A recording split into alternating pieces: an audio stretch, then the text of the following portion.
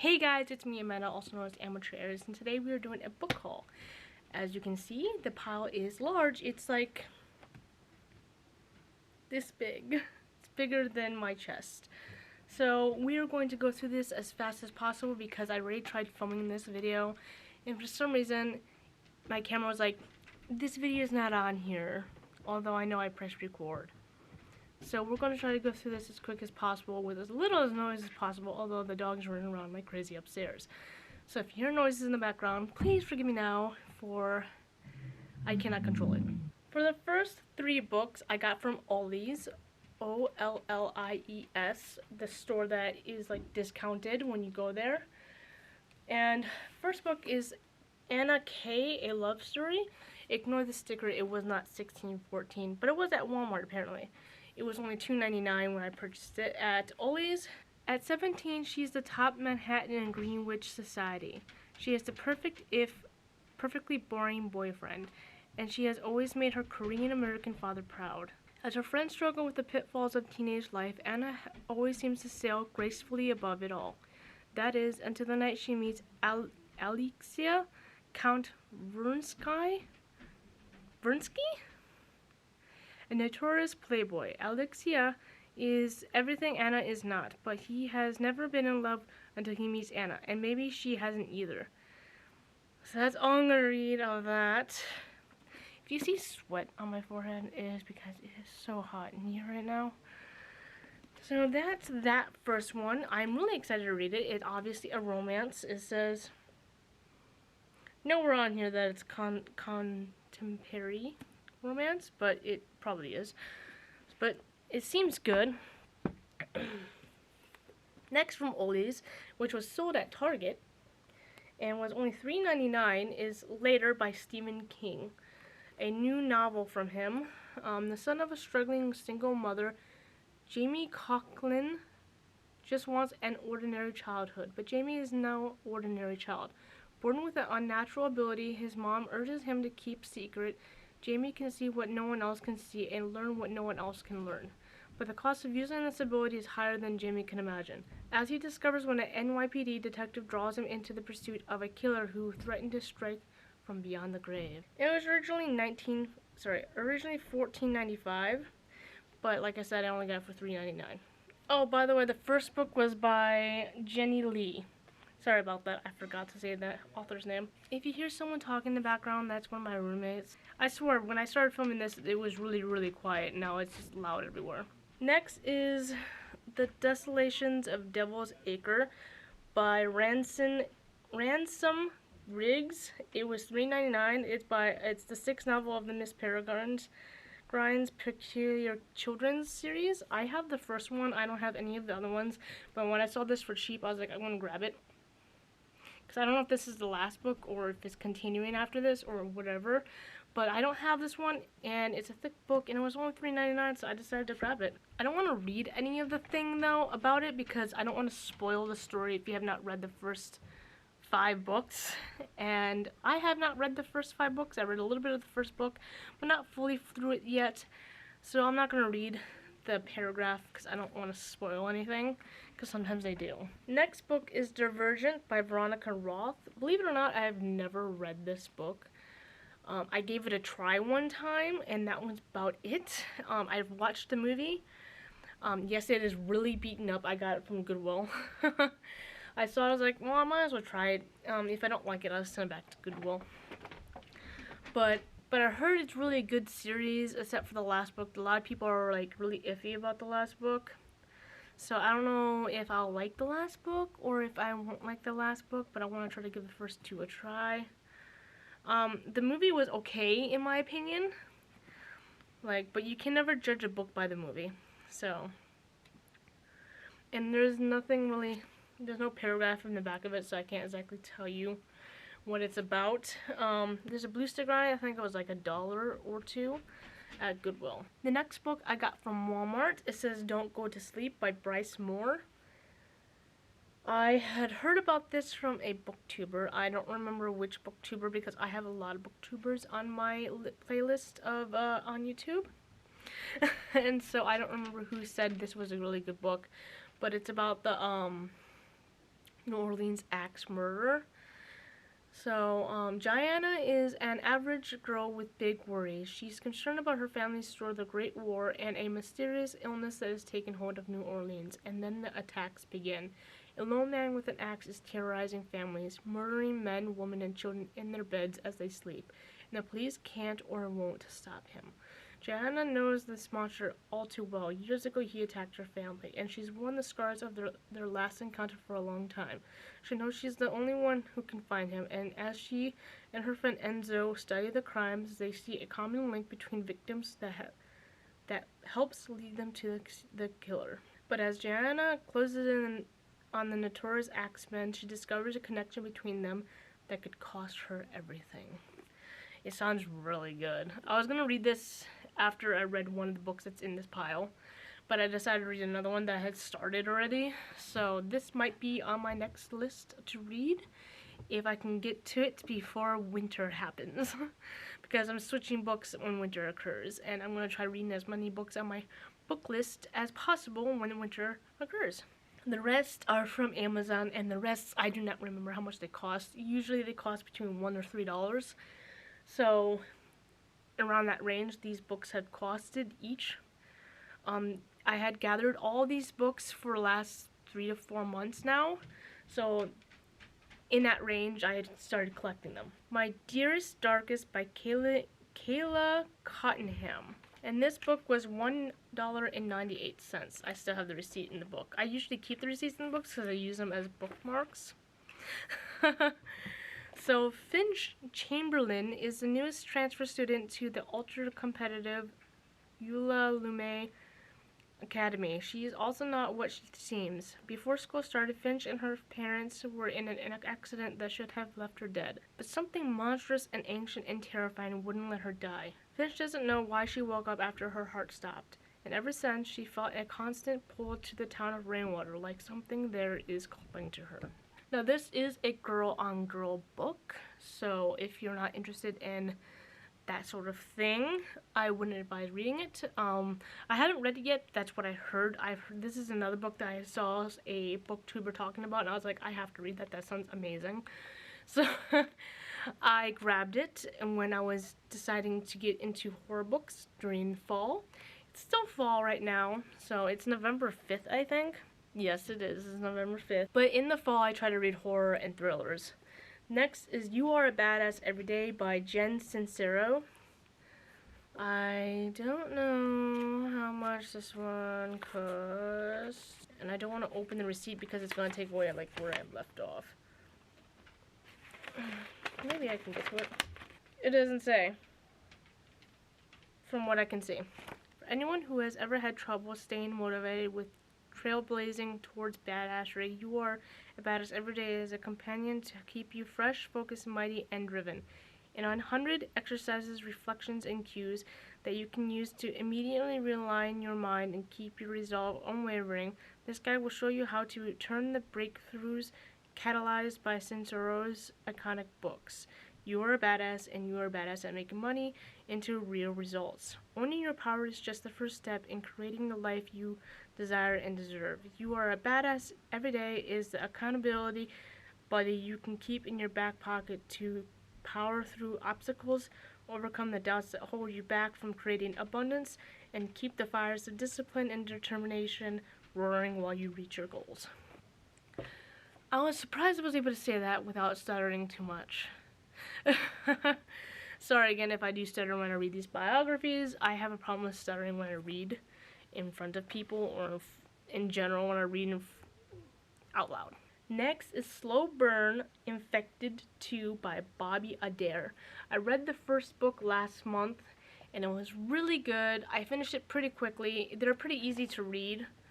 This one looks like the letterings are still a tad bit smaller than the first book, but they're really easy to read, and they're really good. I'm not going to read the back because since it's the second book, I don't want it spoiling anything from the first book. So I know it does because I read the back before. So it spoils a little bit of something. Not much, nothing like, but who survived and all that jazz. It spoils that. So I don't want to read the back to you, but it is a zombie apocalypse book. I have trouble saying that word. and it's really good. I haven't read the second one yet. I haven't even got a bookmark in it. That tells you something. I haven't started it yet. So I'm really excited to start it. The next one I have started and I finished within 4 days. And it's The Island by Adrian McKinty. It's going to be a Hulu series, original series. And I'm excited to watch the show when it comes out. This was so good. Sorry, there's a light on it. I loved it so much that I kept reading it, and very rarely do I do that. I get bored of books real fast before I get back into them again. So I was really surprised that I just kept reading and reading and reading. It's so good. After moving from a small country town to Seattle, Heather Baxter marries Tom, a widowed doctor with a young son and teenage daughter.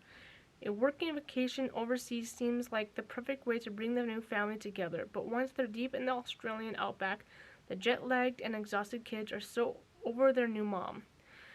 When they discovered a remote Dutch island off limits to outside visitors, the family talked their way onto the ferry, taking a chance on an adventure far from the reach of iPhones and Instagram.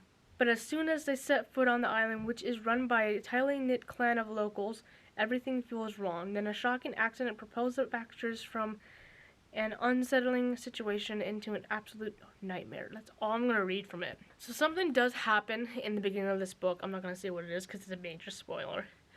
And they are trying to escape the island.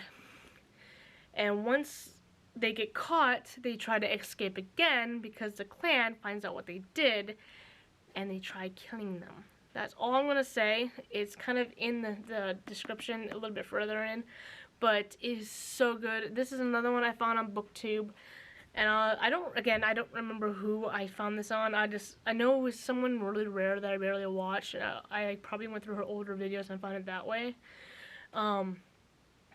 But I was like, my god, that sounded so good. So I purchased it right away, and I finished it within 4 days. So I'm just going to put this off to the side so I don't mix it in with the books I need to read. So good. It's a thriller, so go check it out. Blow Me Down by Kevin MacLeod. Looks like this. This is a very interesting book. I am a little ways in, not far, not even a quarter, maybe 15% in. It's really good so far. I don't know if I want to tell you much about it other than what's on the back. In the internet virtual reality game Buckling Swashes, Earless Erica and Black Corbin are two of the most deadly pirates to sail the online seas, and now they've met their matches, each other. But fearless Earless Erica is really just Amy, a financial analyst with time in her life for anything but work. And Corbin is none other than the man behind the game, the programmer and owner of the company. He's intrigued by Amy, the only buccaneer to best him in the test of digital testosterone, while she wants to take his arrogance down a peg. But soon the two find themselves comrades in arms against a merciless rival bent on Corbin's destruction, both on the virtual high seas and in real life. Only by setting aside their differences can they locate the actual people behind the swaggering swashbucklers, and along the way find that love can tame even the most fearsome of pirates. Alright, the next one. By the way, this was recommended to me by my roommate's friend, and so was this one. So, this one was recommended to me because I like Outlander, the TV series and the book series. So, this one was recommended to me. It's called Beyond the Highland Mist by Karen Mary Mooning. He was always known throughout the kingdom as Hawk, legendary predator of the battlefield and Bador. No woman could refuse his touch, but no woman had ever stirred his heart. Until a vengeful spirit tumbled Adriana de Simoine out of modern-day Seattle and into medieval Scotland. Captive in a century not of her own, entirely too bold and too outspoken, she is an irresistible challenge to the 16th century rogue. Coerced into marriage with Hawk, Adriana vowed to keep him at arm's length, but the sweet seduction played havoc with her resolve. So I'm really interested in this. I like time traveling books for some reason. I learned that after I read the Outlander a little bit. I read the first book. I'm in the second book now of Outlander, but I've seen most of the TV series. But I'm really interested in reading this. I read a little bit of it already. it's at the time when I was just like, I didn't have like, okay, fall is gonna be this. It was before then, before fall, so sometime in summer when I got those books, and I was like, I'm just going to start characterizing my books for the seasons and try reading them in the seasons as so I don't. So I try finishing things. I have a problem with finishing things. Next is Wake by Amanda Hawking. I actually found this book on Wattpad. I know I've seen it somewhere else, like at Walmart or Books A Million or one of those stores, but that's where I really got into it. And I was like, you know what, I'm gonna try purchasing this book and reading it. I read like the prologue of it, and that was it. And I was like, okay, I'll try it out. Let's see if I can find the bookmark. Let's see if this is the actual bookmark to this. Wake. Doesn't say price. Usually they say the price on these things. This doesn't. I did read a little bit of it, not far, only like a couple of pages. Okay, gorgeous, fearless, dangerous. They're the kind of girls you envy. The kind of girls you want to hate. Strangers in the town for the summer, Pen, Lexi, and Thea have caught everyone's attention. But it's Gemma who's attracted theirs. She's the one they've chosen to be part of their group. Gemma Fisher seems to have it all. She's carefree, pretty, and fallen in love with Alex, the boy next door. He's always been just a friend, but this summer they've taken their relationship to the next level. Then one night, Gemma's ordinary life changes forever. Pen, Lexi, and Thea invite her to a party with them at the Cove, and the next morning she wakes up on the beach, feeling groggy and sick, knowing something is different. Suddenly, Gemma is stronger, faster, and more beautiful than ever, but her new powers come with a terrifying price. And she uncovers the truth. She's forced to choose between staying with those she loves or entering a new world brimming with dark hungers and unimaginable secrets. So I think, without spoiling it, I think this is a mermaid book. And that's the reason why I purchased it. I don't know if it's a mermaid book, to tell you the truth. I just think it is by the cover. So I was like, that has to be a mermaid book, so I'll take a look at it. I don't know if it is or not, so if you read it before me and find out if it's not my fault. I'm probably gonna read this during the summer because I think it's a mermaid book and summer is like mermaid time for me. Alright, last two books. Heart and Soul by Jen Frederick. I love Asian romances. It's a guilty pleasure of mine. I love watching Korean dramas, Japanese dramas, Chinese dramas, Taiwanese dramas. I just like them a lot. I just think their drama is more attractive to me for some reason. So when I saw that there was a line of books that were Korean based and romances, I was like, man, I have to start picking those up. And I picked up quite a few of them. Some of them are K-pop related, and some of them are just like K-dramas. So this is like a K-drama a little bit. As a Korean adoptee, Hera Wilson doesn't need anyone telling her she looks different from her white parents. She knows. Every time Hera looks in the mirror, she is reminded that she doesn't look like anyone in her family, not her loving mother, Ellen, not her jerk of a father, Pat, and certainly not Pat's new wife and new real son. At the age of 25, she thought she had come to terms with it all, but when her father dies suddenly, an offhand comment at his funeral triggers an identity crisis that has her running to Seoul in search of her roots, where Hera finds there has all the makings of a classic K-drama. A tall, mysterious stranger who greets her at the airport, spontaneous adventures across the city, and a mess of familial ties, along with red string of destiny that winds it all way around her heart and soul. Hara goes to Korea looking for answers, but what she gets instead is love. A forbidden love that will either welcome Hara home or destroy her chance of finding one. Again, the romances I will try reading in winter, so I probably won't get into that until December and until winter end, which around here is like April to May. Last book, Shine by Jessica June. So it looks like this. This one I heard good and bad things about, but it's a K-pop related book, so I'm really interested in it. But I've heard good and bad things about it. Lots of good and bad things about it. For 70-year-old Korean-American Rachel Kim, the answer is almost everything. 6 years ago, she was recruited by DB Entertainment, one of Seoul's largest K-pop labels, known for churning out some of the world's most popular stars. The rules are simple. Train 24/7, be perfect, don't date. Easy, right? Not so much.